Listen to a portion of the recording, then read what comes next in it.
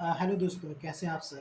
उम्मीद करता हूँ आप सब अच्छे होंगे, बहुत अच्छे होंगे। दोस्तों दुनिया में क्या चल रहा है, क्या उथल-पुथल चल रही है, आप लोग देख रहे होंगे।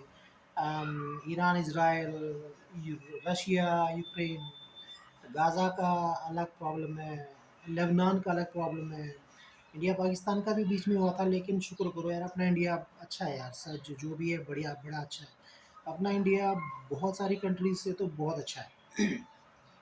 चलो कोई नहीं, अब अभी लेटेस्ट अपडेट कल का आपको पता होगा कि इज़राइल तो बॉम्ब कर ही रहा है, प्लस अमेरिका ने भी इज़राइल के साथ देते हुए अम, ईरान के ऊपर बहुत बड़ी हैवी बॉम्बिंग की थी।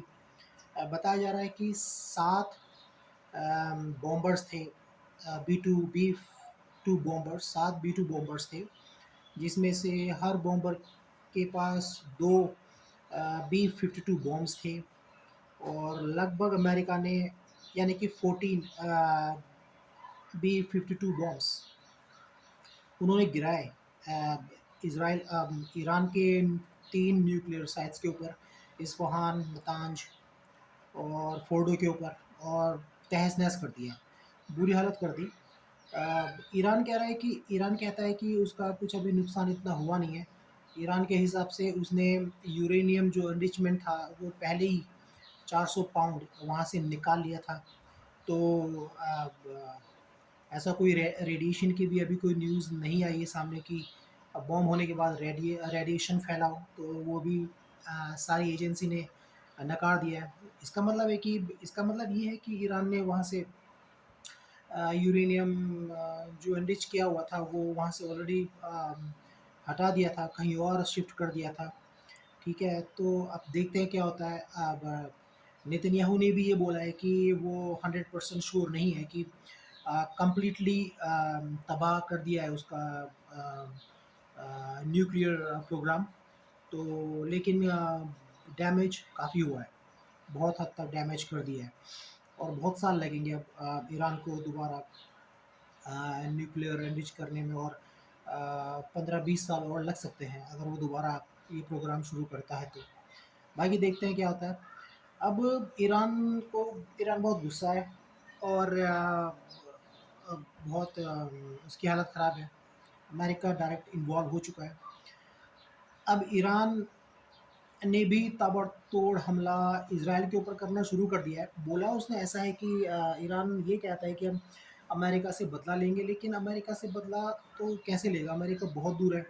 उसके पास ऐसी कोई मिसाइल है नहीं कि जो अमेरिका तक डायरेक्ट हिट कर सके। अगर वो हिट करेगा तो जो मिडल ईस्ट में जो बेसेस हैं अमेरिका के, वहाँ हिट कर सकता है, उनको नुकसान पहुँचा सकता है। वैसे भी वहाँ के जो अ, खामेनेई हैं, उन्होंने बोला था कि अगर अमेरिका इन्वॉल्व होगा तो हम बेसेस को हिट करेंगे, और अमेरिका 50,000 ताबूत की व्यवस्था कर ले अगर अमेरिका हमला करता है तो।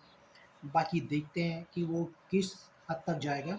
मुझे लगता नहीं है कि वो डायरेक्ट ऐसे बेसिस को भी हमला कर सकता है, क्योंकि यार अगर बेसिस को हमला करेगा तो इस पे अमेरिका के ऊपर डायरेक्ट हमला माना जाएगा, और अब अमेरिका के ऊपर डायरेक्ट हमला माना जाता है तो फिर नेटो के ऊपर हमला माना जाएगा।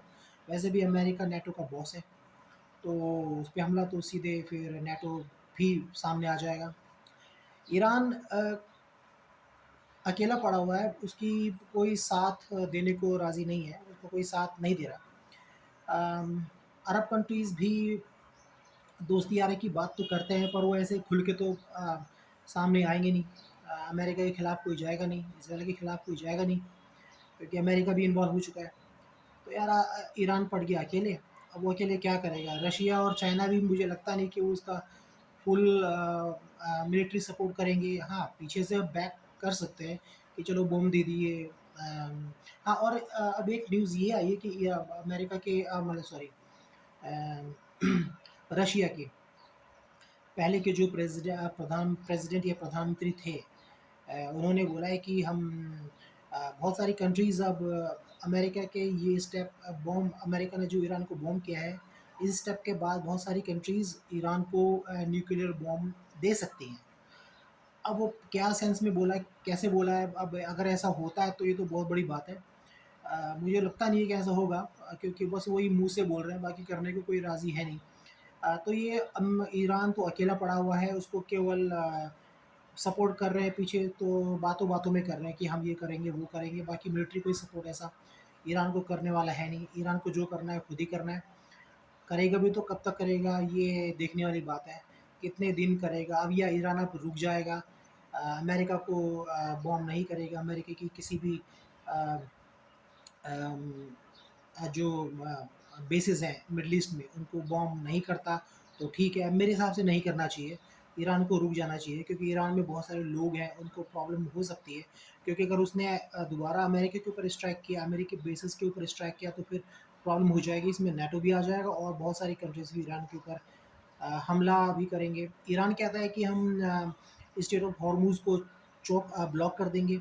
अब वो ब्लॉक करेगा तो फाइनली कुछ टाइम के बाद उसका ही नुकसान होना है, क्योंकि ईरान का ही वहाँ से बहुत सारी शिपमेंट निकलती है ऑयल, क्रूड ऑयल की, तो उसको भी नुकसान होगा। प्लस इंडिया को भी, इंडिया के भी बहुत सारे मिडल ईस्ट से जो ऑयल परचेज़ होती है उसी रास्ते आती है। चाइना को तो बहुत ही ज़्यादा डिपेंड है स्टेट ऑफ हॉर्मूज़ पे, तो अगर ऐसा ईरान अगर ब्लॉक करता है तो चाइना खुल के बोलेगा ईरान को कि ये ब्लॉक करके तो ये चाइना को नुकसान होगा, तो चाइना भी इसके खिलाफ हो सकता है, इंडिया भी हो सकता है। तो उसके जो अच्छे पार्टनर्स हैं ईरान के, वो उसके खिलाफ हो सकते हैं। तो ईरान ये भी मुझे लगता नहीं, अगर वैसे उनके पार्लियामेंट में पास कर दिया उन्होंने कि हाँ, आप ईरान ईरान स्टेट ऑफ हॉर्मूज़ को ब्लॉक कर सकता है, पर मुझे लगता नहीं है कि वो करेगा। करेगा तो थोड़े से टाइम के लिए करेगा, फिर उसको ज़्यादा टाइम तक उसको कर नहीं पाएगा।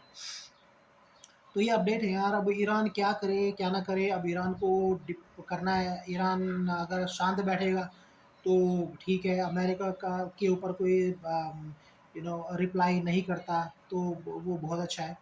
बाकी देखते हैं क्या होता है, ये जो अपडेट्स थी अभी। लेकिन ईरान लगातार इसराइल के ऊपर तो मिसाइल्स